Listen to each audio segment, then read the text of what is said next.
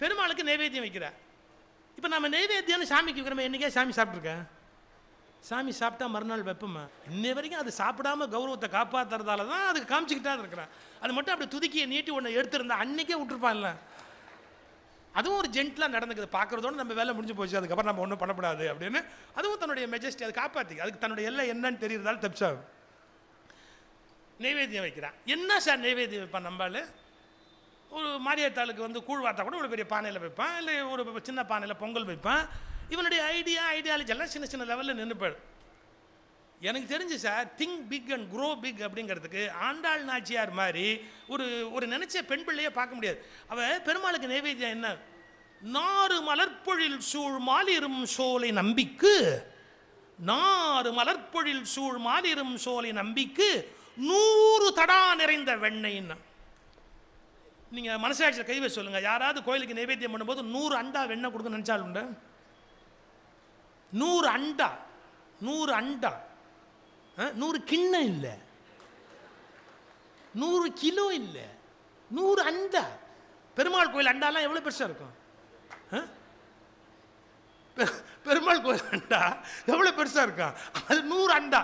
நாறு மலர்பொழில் சூழ் மாலிரும் சோலை நம்பிக்கு 100 தடா நிறைந்த வெண்ணெய், அப்புறம் 100 தடா நிறைந்த அக்கார அடிசில். அக்கார அடிசில்னு தெரியுமா? சக்கரை பொங்கல் இல்லை. சக்கரை பொங்கல் நீங்கள் தண்ணியில் வேக விட்டு வெள்ளை தள்ளி போடுறது. அக்கார அடிசில் பால்லையே வேகிறது. 1 கிலோ 2 கிலோ இல்லை, 100 தடா.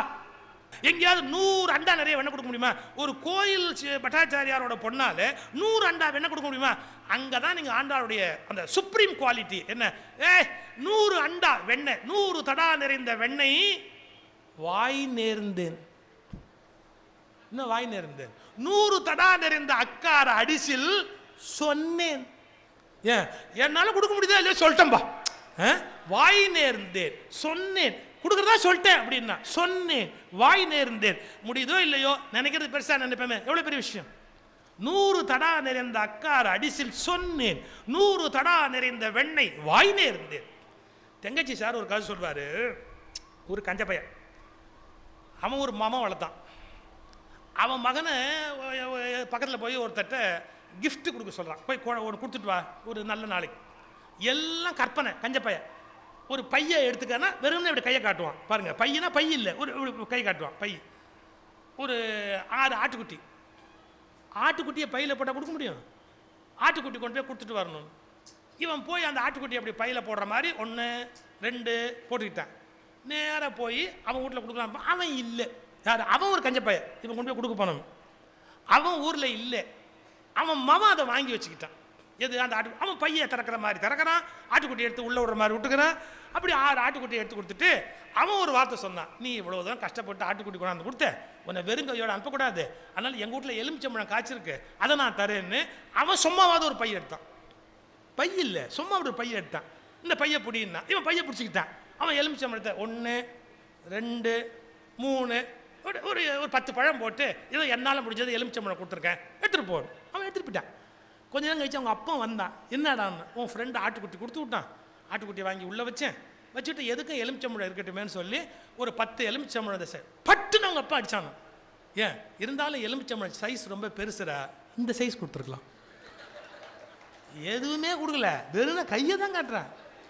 அதுக்கு அவங்க அப்பா பொறுக்க முடியாமல் ஓங்கி ஒரு அளவு சொன்னான். இருந்தாலும் நீ ரொம்ப அளவு பெருசாக பிடிச்சிட்ட, அப்படி பிடிக்க முடியாது, இவ்வளவு சைஸ் எலுமிச்சம்பழம் கொடுத்துருந்தா கூட போகிறோம், எதுக்கு இவ்வளோ பெரிய எலுமிச்சம்பழம்? எல்லாம் வெறும் வார்த்தை. பாருங்க, நினைப்பிலேயே பல பேர் பிச்சைக்கார பயலாக இருக்கும். நினைப்பிலேயே பல பேர் பிச்சைக்கார பயலாக இருக்கும். கேகேபி ஐயா இந்த டிவியில் சில ப்ரோக்ராம்லாம் எப்படியோ வருதுன்னு வருத்தப்பட்டார். என்னுடைய நல்ல நண்பர் சுரேந்திரன் நல்லா பேசுவார். அவர் என்ன சொன்னார்? இப்போ எல்லாருமே பிச்சைக்காரன் ஆகிட்டான் சார்னார். எப்படி? நீங்கள் எல்லார் வீட்டு மாடியிலையும் பார்த்தீங்கன்னா இவ்வளோ பெரிய அலுமினிய பிச்சை பாத்திரம், டிஷ் ஆண்டனா, இந்த அலுமினிய பிச்சை பாத்திரம் எல்லாரும் சிம்பாலிக்காக வச்சுருக்காங்க. நாங்கள் எல்லாரும் பிச்சைக்காரன் தான் அப்படின்னு வீட்டிலேயே மேலே கொண்டு போய் வாசலில் ஒரு டிஷ் ஆண்டனா வச்சுருக்காங்க. அது ஒரு அலுமினிய பிச்சை பாத்திரம்.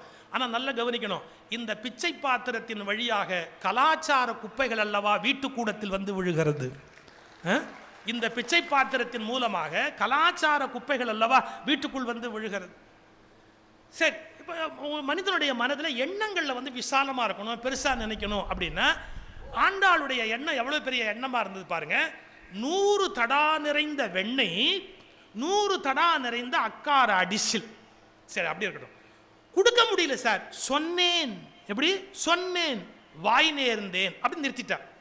பின்னால ராமானுஜர் அப்படிங்கிற ஒரு வைணவ சமய தலைவர் வரார். அவர் திருமாலிருஞ்சோலைக்கு கோயிலுக்கு போறார். அவருக்கு முன்னாடி இந்த பாசுரம் சேவிப்பதுன்னு ஒரு பழக்கம் இருக்கு இல்லையா, இந்த பாட்டை பாடினாங்க. 4 மலர்பொழில் சூழ் மாலிரும் சோலை நம்பிக்கை, 100 தடா நிறைந்த வெண்ணெய் வாய் நேர்ந்தேன், 100 தடா நிறைந்த அக்கார் அடிசில் சொன்னேன். ராமானுஜர் அழுதுட்டார். அந்த ஆண்டாளுக்கு எவ்வளவு பெரிய அக்கறை, இந்த பெருமாளுக்கு இவ்வளவு கொடுக்கணும் அப்படின்னு. ஐயோ பாவம், கொடுக்க முடியாம போயிடுச்சே அப்படின்னு அவர் மடாதிபதி, போடுங்கடா 100 அண்டா வெண்ணெய், 100 அண்டா சக்கரை பொங்கல் போடுங்கடா அப்படின்னு கோயிலில் எல்லாத்தையும் படைச்சு 100 அண்டா வெண்ணெய், 100 அண்டா சக்கரை பொங்கல் ஏழைகளுக்கெல்லாம் தானமாக கொடுத்து அத்தனை பேரையும் சாப்பிட முடியாது கொடுங்கடான்னு கொடுத்தார். எனக்கு இந்த சம்பவத்தை படித்த போது என்ன தோணுச்சு, ஆண்டாள் அளவில் வெறும் எண்ணமாக இருந்தது.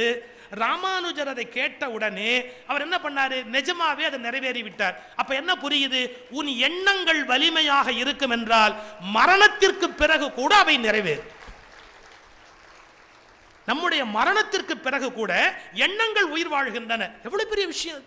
எண்ணங்களால ஜீவிக்க முடியும், எண்ணங்களால வாழ முடியும். அந்த எண்ணம் அவ்வளவு பெரிய எண்ணமா, அது நிலை நின்று அது பின்னால ராமானுஜராலே செயல்படுத்தப்பட்டது. அப்போ நம்முடைய எண்ணங்கள்ல நம்ம எவ்வளவு கவனமா இருக்கணும். Think big and grow big. Andal இலக்கியம்ங்கிறதுனாலே அது சமய இலக்கியம் நம்ம நினைக்கிறோம். இல்லை, அது இன்னும் பல வகையில் மேலான. சார், நம்முடைய இலக்கியத்தில் வருகிற பெண்கள் எவ்வளவு பெரிய தைரியம், துணிவு உடம்புலாம் இருந்திருக்கிறாங்க. ராவணன் தப்பா பேசுறான், சீத்தை கிட்ட பேசக்கூடாத வார்த்தையெல்லாம் பேசுறான்.